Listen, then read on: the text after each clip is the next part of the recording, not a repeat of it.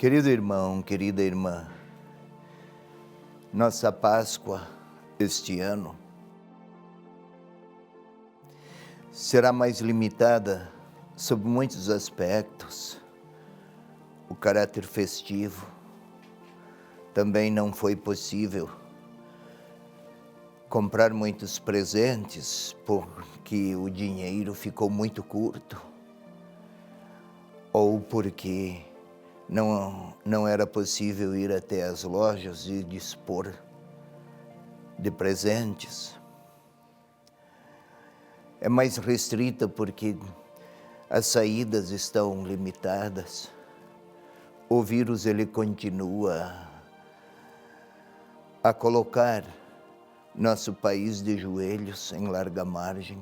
Um ínfimo vírus é capaz de colocar a humanidade inteira em um processo de percepção de suas impotências por um lado e uma interpelação a reinterpretar ou retornar àqueles sentidos originários que conferem grandeza à vida. Pois bem, numa Páscoa assim, o melhor que nos resta é voltar àquela primeira Páscoa e reinterpretar o nosso presente a partir da vitória de Jesus Cristo.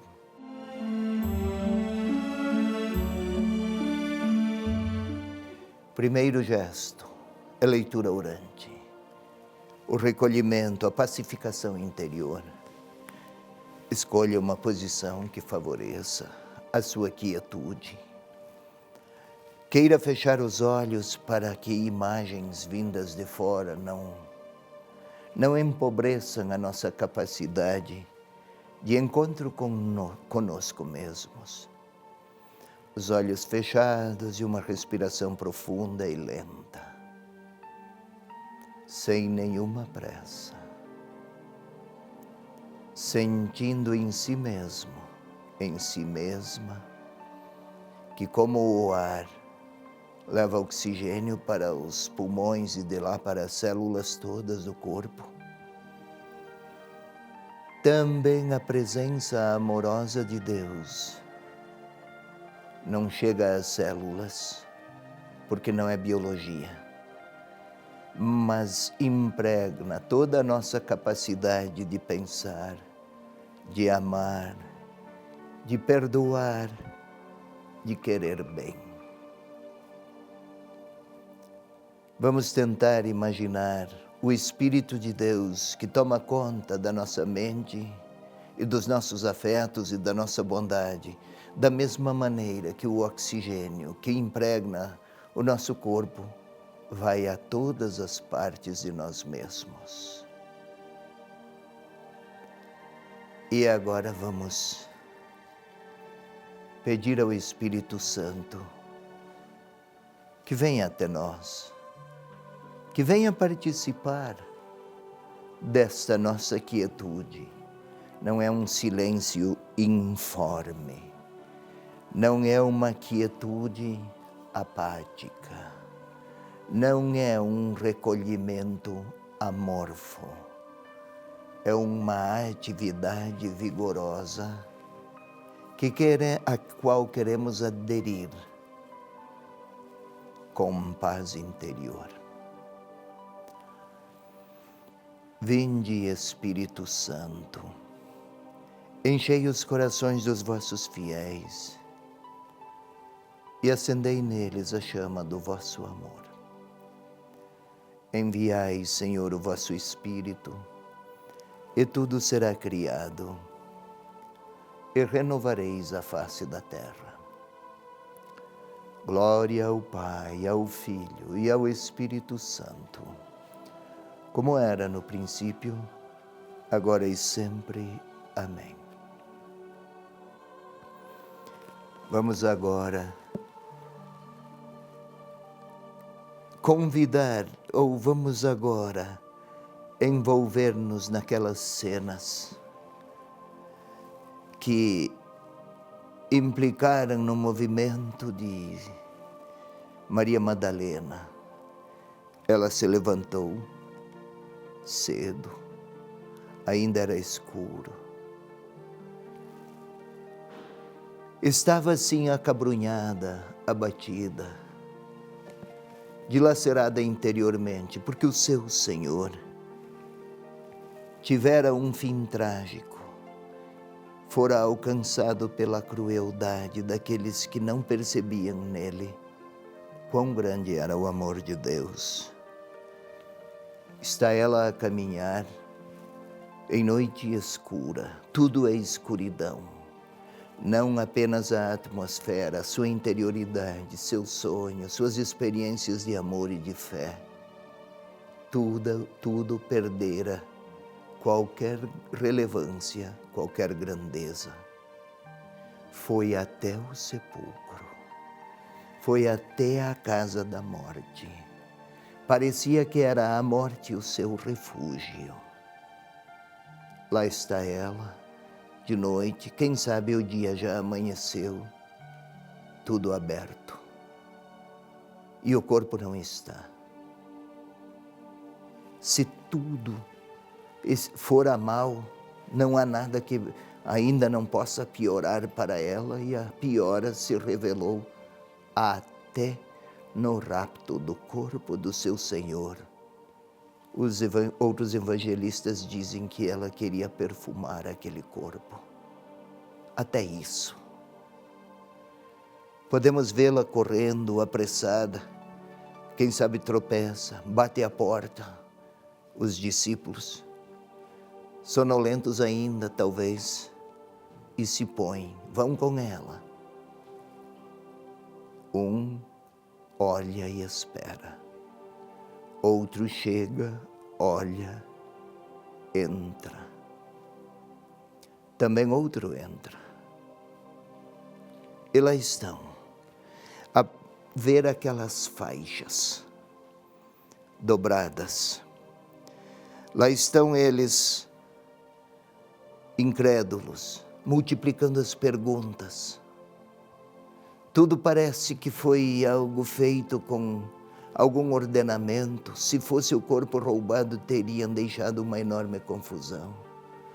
As vestes do então defunto teriam sido jogadas. Estavam enroladas num lugar à parte.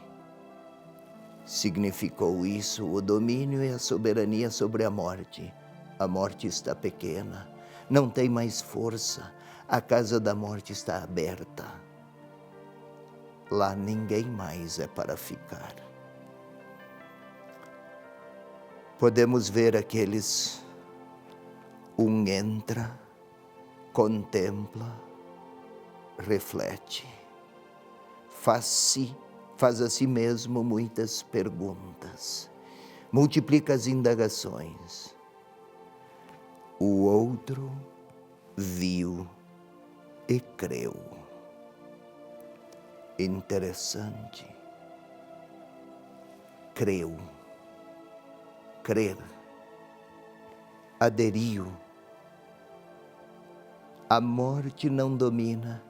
O sofrimento do seu Senhor não é algo sem sentido. O sofrimento do discípulo do Senhor também não é algo sem sentido. Aquela morte do Senhor tornou-se fonte de vida. E aquele vitorioso sobre a morte está a dizer: agora estou eu lá, a fazer perguntas ao Senhor. Porque a morte, em tempos de tanta pandemia, Senhor, tantos sofrimentos de muitas famílias, também tantas dores ligadas à fome de muitos ou à crise econômica que se impõe. Senhor, é verdade que fostes vitorioso. E talvez o Senhor queira dizer também a nós que a dificuldade e o sofrimento deste tempo não é algo vazio. Ele está a pedir a mim, a você, a nós todos: confie, há uma verdade maior do que tantas tragédias. Mas creia. Crer não é fazer raciocínios otimistas em situações, em contextos dramáticos. Crer não é simplesmente adotar atitudes de expectativa, como se o Senhor fosse atender segundo o meu gosto e preferência. Crer é colocar-me diante do sepulcro e perceber que ele está vazio, não porque tudo se acabou, mas porque desde os meus sepulcros tudo pode se tornar sinal de vida. Eu nunca pude amar tanto os meus familiares quanto agora. Eu nunca pude perdoar tanto quanto nesse tempo. Não é apenas o vírus, mas há muitas outras falsas verdades que tiram minha paz. E o Senhor, desde o seu túmulo, mas ressuscitado, está a dizer a mim, a você, a nós todos, vem, vê, a vitória está assegurada.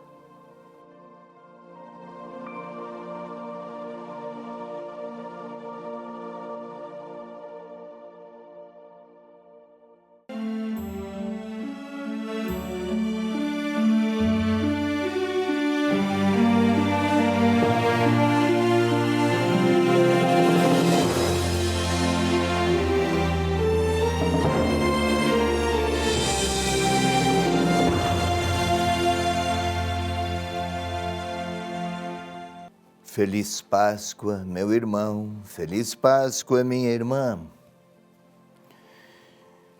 Estamos aqui para a leitura orante deste domingo pascal, muito rico de sentido, esta Páscoa, tão rica de singularidades e atipicidades como este ano. A pandemia nos confinou, Aqui em Curitiba, falo desde aqui, mas imagino pelo Brasil afora, no Paraná, foi uma Semana Santa de confinamento. E muitos irmãos nossos e irmãs estão em muitos ambientes familiares a derramar lágrimas, porque alguém partiu por esses dias. Acho que nenhum de nós deixa de ter uma família que conhece ou um parente. Às vezes a morte passou lá por casa, nesses dias. A Páscoa parece não ter um sentido festivo, mas oferece, configura-nos para um sentido de esperança. Vamos ao nosso texto, João 21, a 9.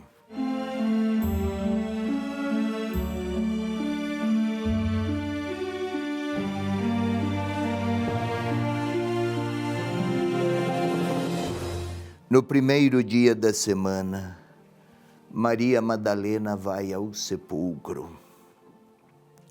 De madrugada, quando ainda estava escuro, e vê que a pedra fora retirada do sepulcro. Corre então e vai a Simão, Pedro e ao outro discípulo que Jesus amava. E lhes diz: retiraram o Senhor do sepulcro e não sabemos onde o colocaram. Pedro saiu então com outro discípulo e se dirigiram ao templo.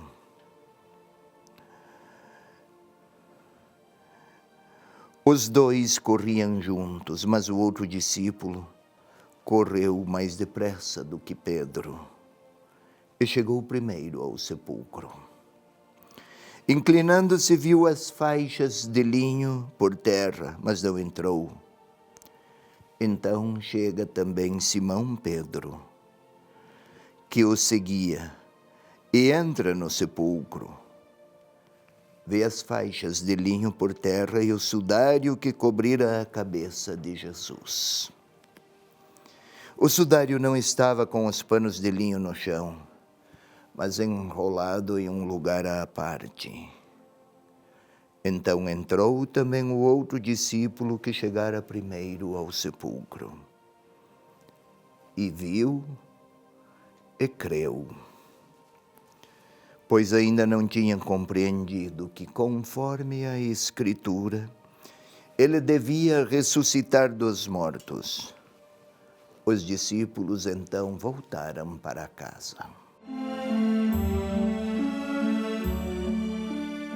É este o texto deste domingo de Páscoa, o texto do Evangelho a ser proclamado em todas as igrejas, e no caso, em todas as igrejas, e anunciado, especialmente via online, nesses dias tão desafiadores e tão atemorizadores, em plena pandemia.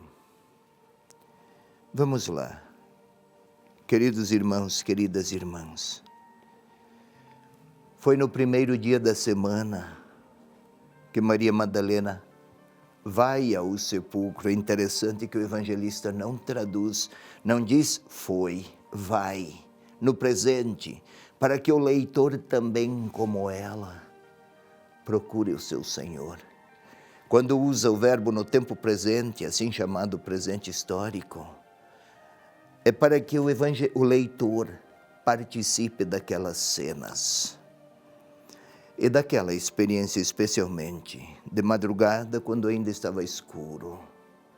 A tradução madrugada não é o melhor. Ainda muito cedo, ainda na vigília, quando a escuridão chega ao seu auge, logo a seguir, os primeiros raios de luz começam a despontar.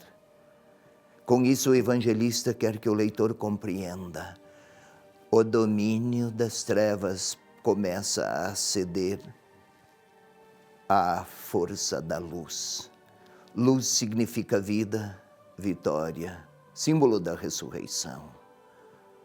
Ela ia ao sepulcro para contemplar, para observar, para chorar. Isso mesmo. Ela se afeiçoara a Jesus. Não era a paixão, a passionalidade sentimental que entra em jogo, mas percebera nele a compaixão de Deus. Ela que tivera uma história extremamente conturbada e ferida. Viu que a pedra fora retirada, corre então e vai dizer aos outros discípulos: retiraram o Senhor? Não sabemos.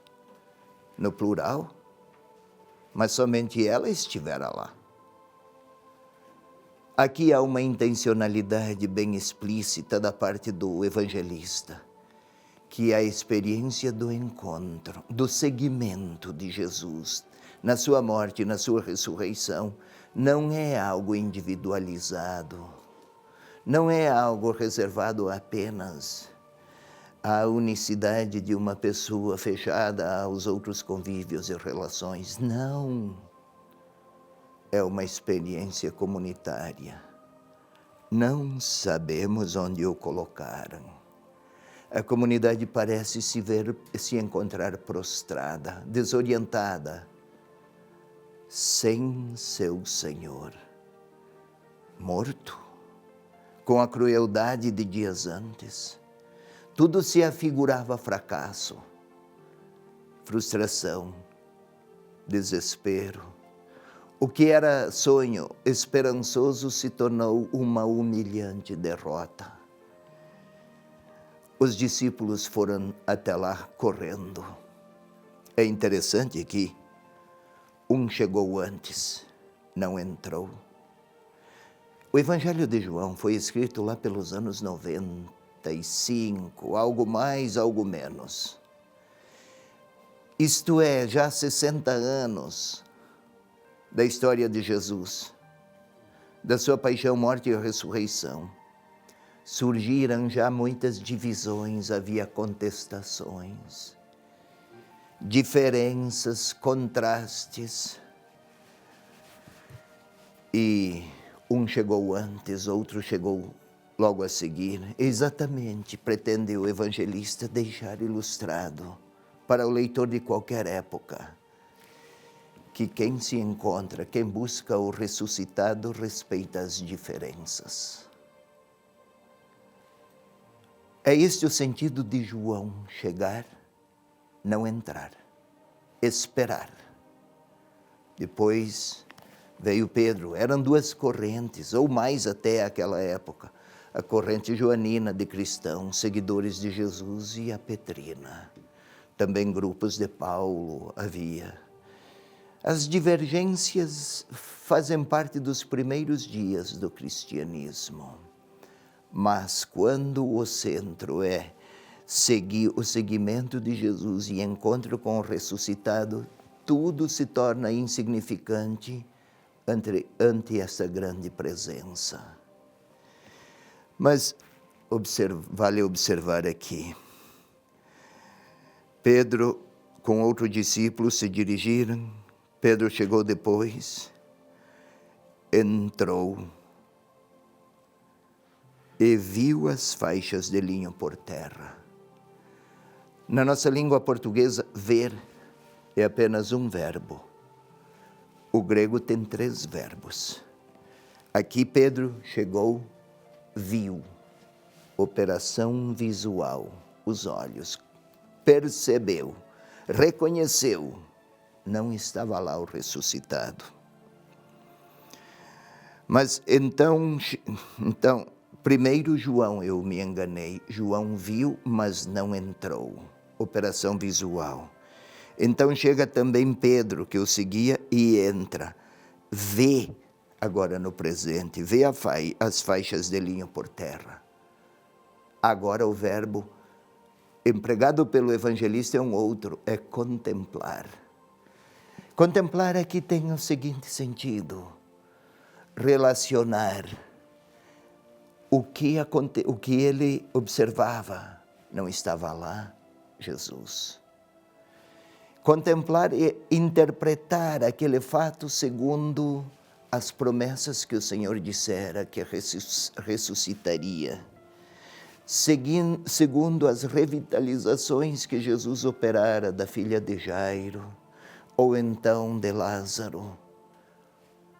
Começa Pedro a associar este fato último, o da ressurreição, com promessas anteriores. Contempla, associa, percebe, reconhece. E depois, então, também veio o outro discípulo que chegara primeiro, viu e crer. Outra vez o verbo ver. Agora é um outro, para nós em português sempre o mesmo. Na língua originária, viu e reconheceu que naquele acontecimento Deus tinha agido.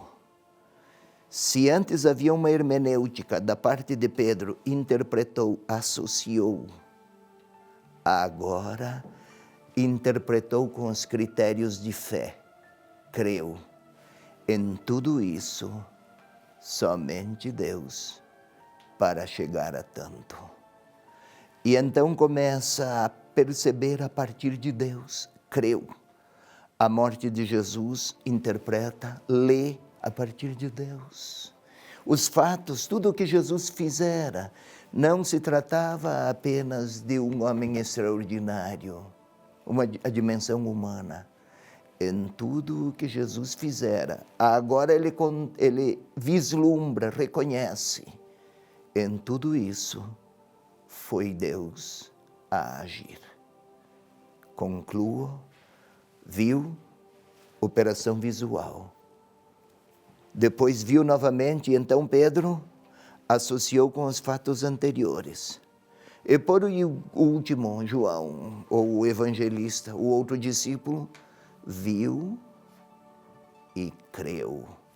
Agora o que ele vira, percebera, a partir de Deus, somente Deus, para operar tantas maravilhas. E então, crer tornou-se adesão a Jesus Cristo.